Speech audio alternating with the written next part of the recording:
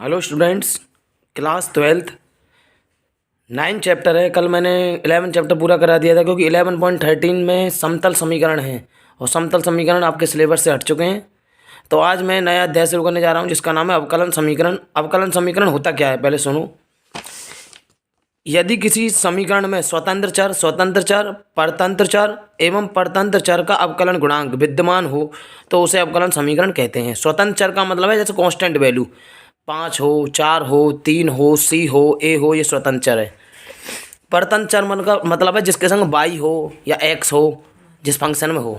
और परतंत्र चर का अवकलन गुणांक है जैसे d Y upon D x, d two y upon D x square, इसी को कहते हैं अवकलन समीकरण।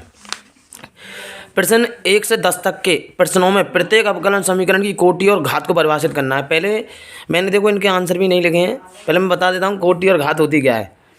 देखो वाई डैश बराबर हम लिख सकते हैं d Y upon D x, y double dash बराबर लिख सकते हैं d two y upon D x square, y triple dash बराबर लिख सकते हैं d cube y upon D x cube, और वाई फोर डैश बराबर लिख सकते हैं d four upon D x four. इसका मतलब है ये फर्स्ट टाइम डेरिवेटिव है, ये सेकंड टाइम डेरिवेटिव है, थर्ड टाइम डेरिवेटिव है और ये फोर्थ टाइम डेरिवेटिव है। तो हाईएस्ट पावर इसमें सबसे बड़ी कौन सी है? D four. डी फोर इसका मतलब इसकी कोटि है 4। मतलब जो सब में पहले हाईएस्ट ऑर्डर देखना है, हमें क्या देखना है? Highest order. और जो हमें हाईएस्ट ऑर्डर मिल गया, और हाईएस्ट ऑर्डर पर ही घात होती है। हाईएस्ट ऑर्डर पर ही क्या होती है? घात। ठीक है। यदि साइन के संग D Y upon D x, cos d Y upon D x, मतलब साइन कॉस टेन के संग कुछ भी d Y upon D x हो एक्स या वाई की जगह, तो वहाँ घात नहीं होती, हमेशा वहाँ कोटि ही होती है। वहाँ क्या होती है? कोटि होती है, घात नहीं होती। जैसे ये क्वेश्चन है d four y upon D x four plus sine y triple dash. Y triple dash का मतलब है d cube y upon D x cube. तो साइन के संग d cube y upon D x cube होगा तो इसका मतलब घात नहीं है। इसकी घात क्या है? इसकी अपरिभाषित, इनफाइनाइट है। और कोटि कितनी है? हाईएस्ट ऑर्डर कितना दिख रहा है? 4। तो कोटि कितनी हो गई? 4। समझ में आ गया? ऐसे ही अगले क्वेश्चन में देखो बाई डैश। बाई डैश का मतलब है फर्स्ट टाइम डेरिवेटिव। तो फर्स्ट टाइम डेरिवेटिव का मतलब कोटि भी 1 है और इस पर पावर भी कितनी है? 1। इस पर पावर भी कितनी है? 1। अगले क्वेश्चन में आ जाओ। हाईएस्ट ऑर्डर कितना है इसका? 2, क्योंकि इसका 1 है और इसका कितना है? 2। तो 2 तो कोटि हो गई और घात भी इसी पर है। तो घात भी इसी पर, अगर ब्रैकेट लगाएंगे तो एक घात है ऊपर, जो नहीं दिख रही है वो क्या है? एक घात। अगले में आ जाओ। हाईएस्ट ऑर्डर कितना है? 2, पर यहाँ कॉस के संग D Y upon D X आ गया, तो घात तो अपरिभाषित है, पर कोटि कितनी है? 2। कोई कॉस के संग D Y upon D X आ गया तो कोटि 2 है, घात अपरिभाषित है। अगले में आ जाओ। हाईएस्ट ऑर्डर कितना है? 2। तो इसी पर घात देखनी है, तो हाईएस्ट ऑर्डर कोटि 2, घात 1। अगले में आ जाओ। वाई ट्रिपल डैश का स्क्वायर, वाई डबल डैश का क्यूब, वाई डैश की पावर 4 और वाई की पावर 5। तो हाईएस्ट ऑर्डर कितना है? Triple dash. कोई ट्रिपल डैश बड़ा होता है, तो कोटि तो हो गई 3 और घात कितनी है इसकी? 2। कोटि 3, घात 2। हाईएस्ट ऑर्डर कितना है? Y triple dash. तो कोटि 3, ट्रिपल डैश का मतलब कोटि 3 और घात कितनी है इस पर? 1। अगले में आ जाओ। हाईएस्ट ऑर्डर कितना है? 1। तो कोटि भी है, घात भी 1।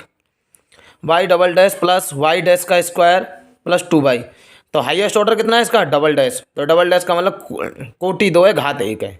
और ये 11-12 क्वेश्चन अपने आप करने हैं। ये एक क्वेश्चन टिक मार्क में जरूर आता है, एक क्वेश्चन टिक मार्क में जरूर आता है। इसके बाद है 9.2 एक्सरसाइज। 9.2 एक्सरसाइज का पहला क्वेश्चन है, बगल में ही सॉल्यूशन दे रखा है। इसका मतलब हमें प्रूफ क्या करना है? वो कह रहा है कि y बराबर होता है e की पावर x प्लस 1, ये फंक्शन है हमारा। तो हमें प्रूफ करना है कि y double dash minus y dash बराबर 0, मतलब कितने टाइम डिफरेंशिएशन करना है? Double times. तो पहले तो differentiate with respect to y dash किया, तो वाई डैश बराबर e की पावर x का e की पावर x 1 का 0 हो गया, समीकरण first. Again differentiate with respect to x, again differentiate with respect to x हो गया। तो y डबल डैश इसका करेंगे y डैश का, y डबल डैश e की पावर x का e की पावर x, हमें ये लाना है 0। तो y डबल डैश में तो y डैश घट रहा है, तो y डबल डैश में तो y डैश को घटा, तो समीकरण 2 में से समीकरण 1 को घटा, तो y double dash minus y dash equal e की पावर x माइनस e की पावर x। तो y double dash minus y dash बराबर 0, ये आ गया। क्वेश्चन नंबर सेकंड भी ऐसा ही। थर्ड क्वेश्चन बता देता हूँ। y बराबर कॉस एक्स प्लस सी है, हमें प्रूव करना है कि y dash plus sine x बराबर 0 होता है। तो एक बार डिफरेंशिएशन करना है, differentiate with respect to y का वाई डैश, कॉस का माइनस साइन एक्स, सी का 0, को कांस्टेंट है तो माइनस साइन एक्स को इधर लेके, कोई प्लस कह रहा है, तो Y dash plus sine x बराबर 0, ये भी हो गया। क्वेश्चन नंबर 4 क्या कह रहा है कि वाई बराबर होता है under root 1 plus x square. हमें प्रूव करना है कि y dash equal x y upon 1 plus x square. तो वाई बराबर ये फंक्शन है, इसका डिफरेंशिएशन करेंगे तो ये हो गया रूट एक्स, इसको एक्स मान लो, तो रूट एक्स का होता है 1/2 रूट एक्स, 1/2 रूट एक्स, और फिर एक्स स्क्वायर का होगा 2x 2 से 2 कैंसिल, 2 से 2 कैंसिल, तो एक्स अपॉन आ गया under root 1 plus x square. यहाँ क्या आ रहा है बाई, तो इसका मतलब एक्स का संग बाई आ रहा है, तो मैंने ऊपर नीचे बाई का मल्टीप्लाई कर दिया ऊपर नीचे। तो ऊपर किया और बाई का मान क्या है under root 1 plus x square, यहाँ पर तो under root 1 plus x square, under root 1 plus x square, root cut जाएगा तो एक बार आ जाएगा ये। तो x y upon 1 plus x square, यही प्रूव करना था, y dash equal x y upon 1 plus x square. Question number 6 क्या कह रहा है, क्वेश्चन नंबर 6 कह रहा है कि y इक्वल होता है एक्स साइन एक्स। हमें प्रूव करना है कि X Y dash equal Y plus X under root x square minus Y square. तो y बराबर फंक्शन है X sine X, differentiate with respect to x. तो वाई डैश बराबर होगा first function as it is, second का differentiation plus second as it is, first का differentiation, X as it is, sine X का cos X, sine x as it is, x का 1। तो ये समीकरण फर्स्ट। हमारा समीकरण था वाई बराबर एक्स साइन एक्स, तो साइन एक्स बराबर हो गया वाई अपॉन एक्स, साइन में बराबर क्या हो गया वाई अपॉन एक्स। तो लंब बट्टे कर्ण, हमें लंब और कर्ण दे रखा है, लंब ये रहा कर्ण ये रहा, आधार निकालेंगे तो आधार निकलेगा पीजीटी थ्योरम से, under root x square minus Y square. तो कॉस बराबर होता है आधार बट्टे कर्ण, आधार है under root x square minus Y square upon कर्ण एक्स।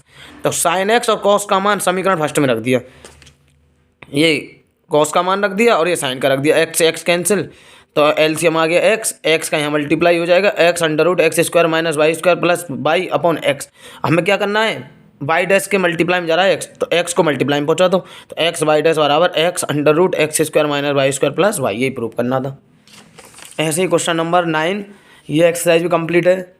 एक्स प्लस वाई बराबर टेन इनवर्स वाई है। हमें प्रूव करना है कि y square y dash plus y square plus 1 बराबर 0। एक बार डिफरेंशिएशन करना है, तो एक्स प्लस वाई बराबर tan inverse y, differentiate with respect to x, तो एक्स का 1 वाई का वाई डैश, और टेन इनवर्स का होता है 1 अपॉन 1 प्लस एक्स स्क्वायर। तो यहाँ वाई फंक्शन है तो वाई स्क्वायर, और वाई का होगा वाई डैश, तो 1 प्लस वाई स्क्वायर का मल्टीप्लाई कर दिया इसमें, 1 प्लस वाई डैश ब्रैकेट में 1 plus y square equal y dash, 1 का मल्टीप्लाई किया दोनों में तो 1 plus y square, y dash का मल्टीप्लाई किया तो Y dash plus y square y dash equal y dash से वाई डैश कैंसिल, तो ये वैल्यू बची 1 plus y square plus y square, ये प्रूव करना था। ये एक्सरसाइज भी कंप्लीट हो गई। 9.2 के जितने भी सवाल हैं 4-5 वो स्वयं करने हैं।